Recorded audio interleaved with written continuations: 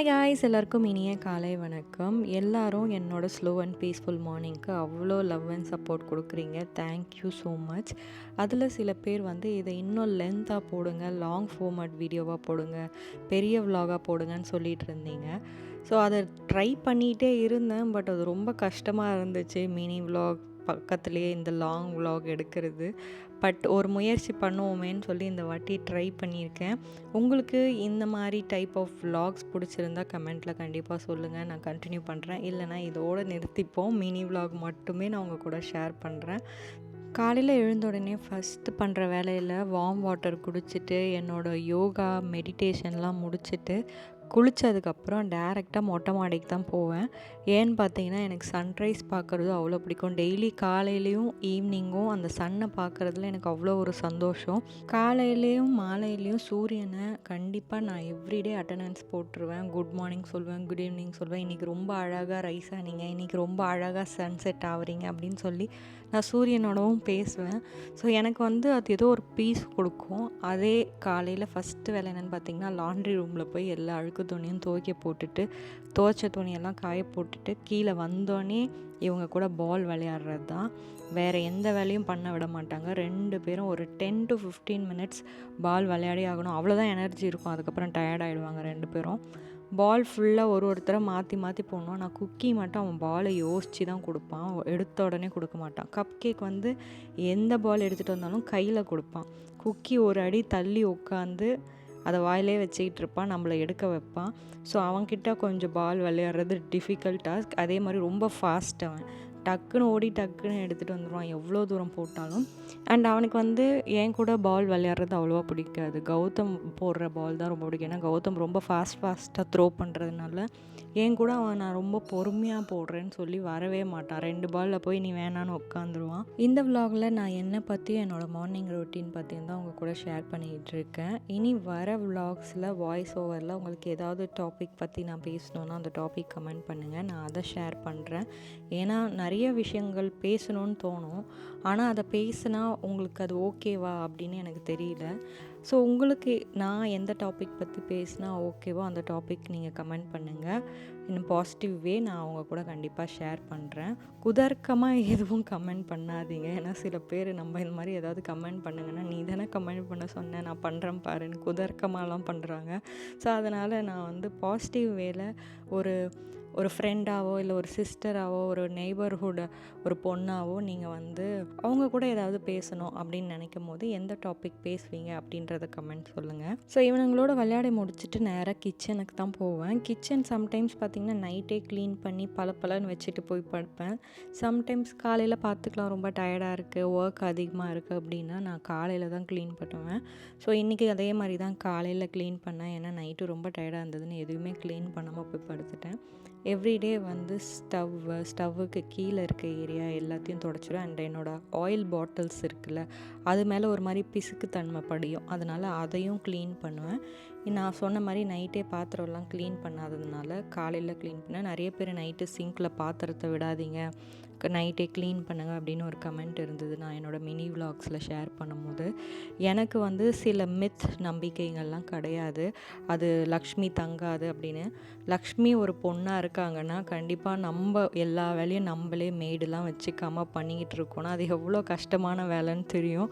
அப்போ நம்ம டயர்டாக இருக்கோம், அதனால் அதை மறுநாள் பண்ணிக்கிறதுல எந்த தப்புமே கிடையாது. அதை அன்றைக்கே பண்ணிட்டு தான் படுக்கணும்னு நம்ம ஃபோர்ஸ் பண்ணக்கூடாது, மற்றவங்களையும் நம்ம ஃபோர்ஸ் பண்ணக்கூடாது. ஓகே, அவங்களுக்கு இன்றைக்கி உடம்பு முடியல, நமக்கு உடம்பு முடியலன்னா அதை மறுநாள் பண்ணிக்கலாம். எந்த கடவுளும் அந்த மாதிரி ஒரு தண்டனையை கொடுக்காது. அப்படி கொடுக்குதுன்னா அது கடவுளே இல்லைன்னு நான் நம்புகிறேன்.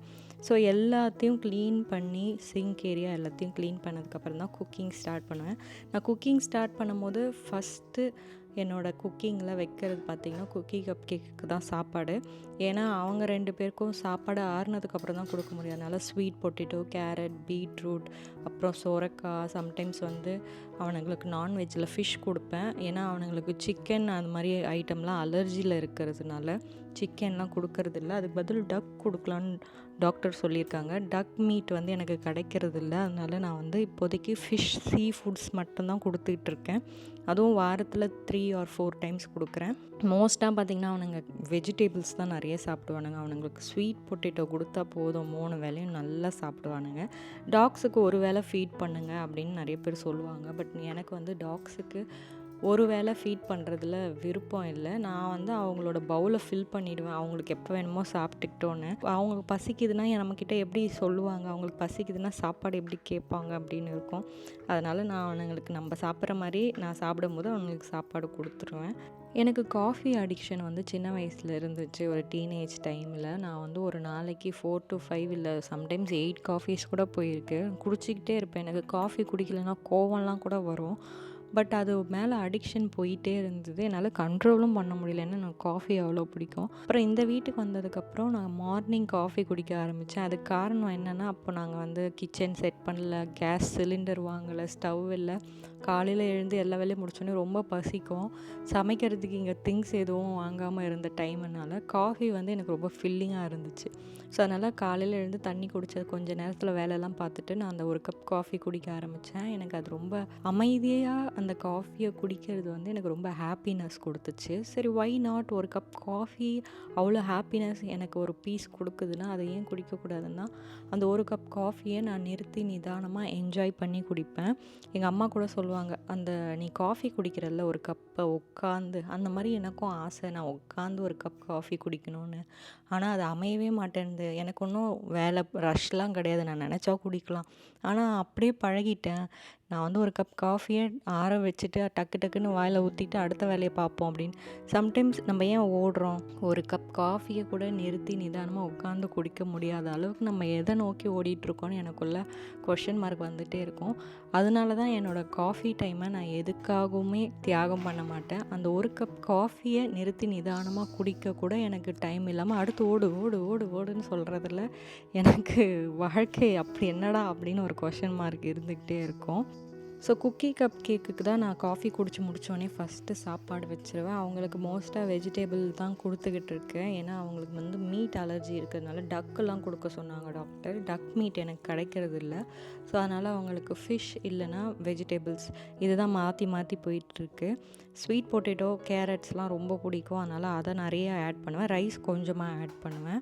அப்புறம் கௌதமுக்கு வந்து பீனட் பட்டர்னால் ரொம்ப பிடிக்கும். அதனால் ஒரு 10 days 15 days ஒன்ஸ் வந்து அதை நானே வீட்டில் பண்ணி ஸ்டாக் அப் பண்ணி வச்சுப்பேன். அதுக்காக தான் வேர்க்கடலை வறுத்துக்கிட்டு இருக்கேன். இவ்வளோ வேலை பண்ணும் போது அண்ணா இல்லையே, அண்ணா உங்களுக்கு ஹெல்ப் பண்ண மாட்டாரா அப்படின்லாம் நிறைய பேர் கேட்குறீங்க.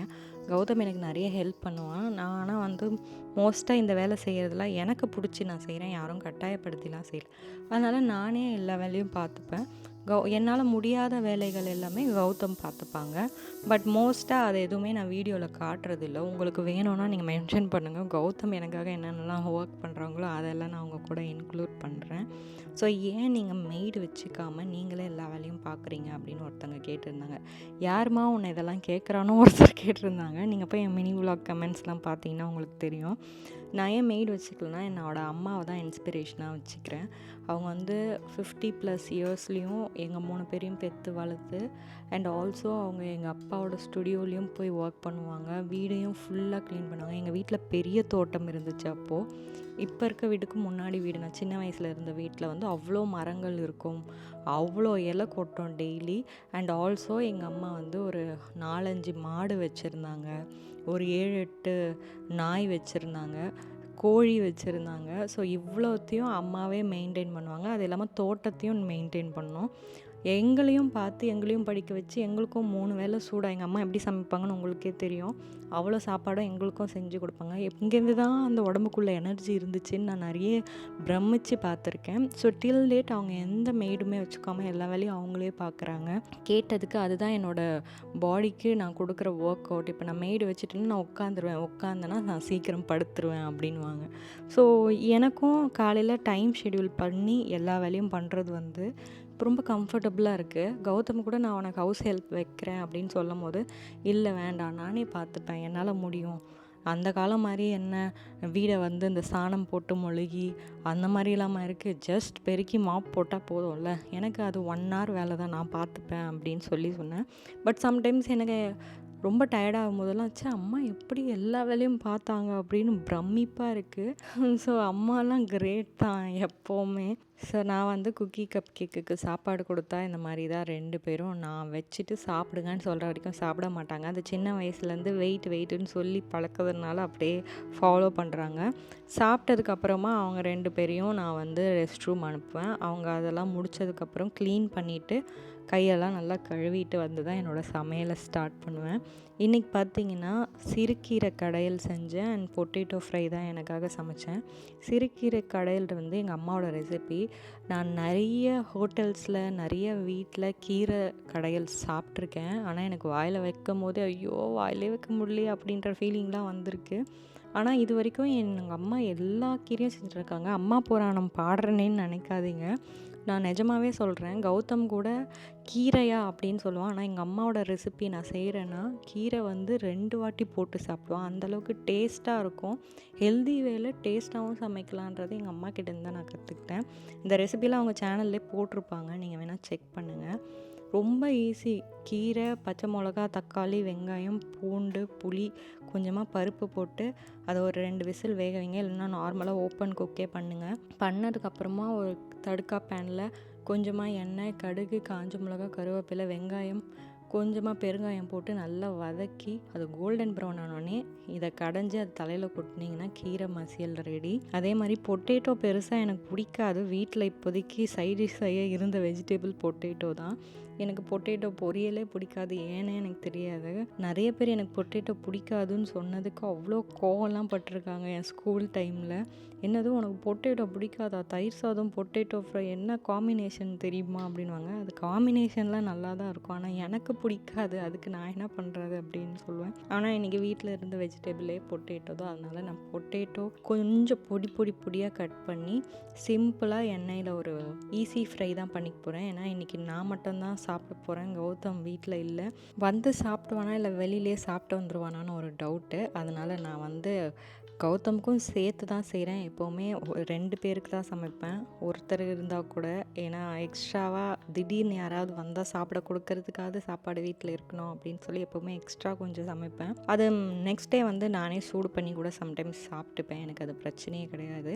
இந்த ரெசிபி பார்த்திங்கன்னா ஒரு கடாயில் எண்ணெய் ஊற்றி கடுகு, கருவேப்பிலை போட்டு தாளிச்சிட்டு நம்ம கட் பண்ணி வச்ச பொட்டேட்டோ போட்டு கரம் மசாலா, மிளகாத்தூள், மஞ்சத்தூள், உப்பு இதை போட்டு நல்லா பெரட்டி விட்டுருங்க. பெரட்டி விட்டுட்டு அது வேகிறதுக்கான அளவு கொஞ்சமாக தண்ணி ஊற்றி நல்லா கலந்து விட்டுக்கிட்டே இருக்கணும். பொட்டேட்டோ நல்லா வேகிற அளவுக்கு டைம் கொடுக்கணும். இது ரொம்ப சிம்பிள் ரெசிபி, ஆனால் நல்லாயிருக்கும். இதில் வந்து அப்படியேவும் நான் சாப்பிடுவேன். சம்டைம்ஸ் என்ன பண்ணுவேன்னா, நான் வந்து கருவேப்பிலையை காய வச்சு பொடி பண்ணி வச்சுருப்பேன். அந்த பொடியை இது மேலே ஃபுல்லாக தூவி சாப்பிட்ருவேன். ஸோ கருவேப்பிலை டெய்லி கன்சப்ஷனுக்கு நல்லது. ஆனால் இப்போ நம்ம பெருசாக போட்டோன்னா எடுத்து ஆட்டோமேட்டிக்காக நம்ம கை தனியாக வச்சிரும், அதை மென்று சாப்பிடாது.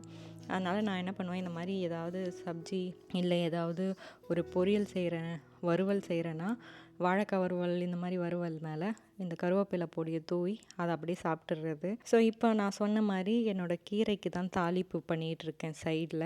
அந்த தாளிப்பு ரெடி ஆனோடனே கீரையை நல்லா கடைஞ்சி நம்ம அது மேலே ஊற்ற வேண்டியது தான். கீரையை வந்து சம்டைம்ஸ் மசித்தாலே மசிஞ்சிரும், இல்லைனா நீங்கள் மிக்சியில் போட்டு கூட மசிச்சிக்கலாம். நான் மிக்சியில் போட்டு தான் மசித்தேன் ஆறுனதுக்கப்புறமா. அது கொஞ்சம் ஒரு 2 பல்ஸில் ஈஸியாக மசிஞ்சிரும். ஆனால் டேஸ்ட் வந்து பார்த்திங்கன்னா மத்தில் கடையிற மாதிரி வரவே வராது. எங்கள் அம்மா எப்போவுமே மத்தில் தான் கடைவாங்க கீரையெல்லாம். அந்த சட்டி கல் பதிச்ச சட்டியில் போட்டு காலில் துணியை வச்சு நல்லா கடைவாங்க. அந்த போஸ்டரே சூப்பராக இருக்கும் பார்க்க. ட்ரெடிஷ்னல் குக்கிங்லாம் பார்க்க நல்லா இருக்குது, அழகாக அப்படியே ரம்யமாக. ஆனால் உட்காந்து நம்ம பண்ணணும் போது டைம் கன்சப்ஷன்.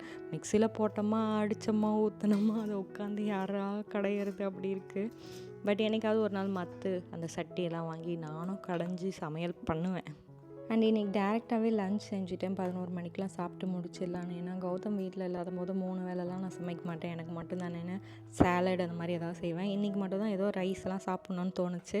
அதனால் நான் இன்றைக்கி எனக்கு இந்த அளவுக்கு சமைச்சேன். இல்லைனா யூஸ்வலாக ரொம்ப மினிமலாக ஏதாவது சேலட் சாண்ட்விச்னு சாப்பிட்ருவேன். மோஸ்ட்டாக நானும் கௌதமும் சேர்ந்து தான் எல்லா மீலும் சாப்பிடுவோம். அப்படி சாப்பிடும்போது ஓடிடியில் ஏதாவது புதுசாக படம் ரிலீஸ் ஆகியிருந்ததுன்னா, இல்லை எங்களோட ஃபேவரட் பழைய மூவிகள் காதலன் அந்த மாதிரி மூவிலாம் போட்டுட்டு அதை பார்த்துக்கிட்டே சாப்பிடுவோம். கௌதம் வீட்டில் இல்லாத போது இந்த கேர்லி திங்ஸ்லாம் இருக்கும்ல சீரீஸ், அதெல்லாம் கௌதமுக்கு பார்க்க பிடிக்காதது எதுவோ அதை நான் தனியாக இருக்கும்போது பார்ப்பேன். அதை பார்த்துக்கிட்டே நான் என்னோடய லஞ்சை வந்து 11 மணிக்கெலாம் முடிச்சிட்டேன். ஐ ஹோப் உங்களுக்கு இந்த டைப் ஆஃப் விலாக் பிடிச்சிருக்கோன்னு. உங்களுக்கு பிடிச்சிருந்தா கமெண்ட்டில் சொல்லுங்கள். இதை கண்டினியூ பண்ணலாமா வேணாமான்னு. உங்களோட டைமை இவ்வளோ நேரம் கொடுத்து என்னோடய வீடியோ பார்த்ததுக்கு ரொம்ப ரொம்ப ரொம்ப நன்றி.